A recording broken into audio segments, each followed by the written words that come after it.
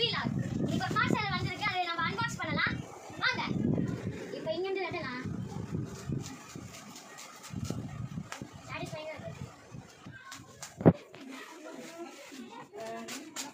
ஒரே blue colour product எடுத்து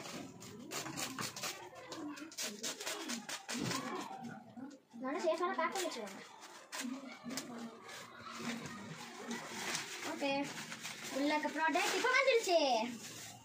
பார்த்தீங்களா?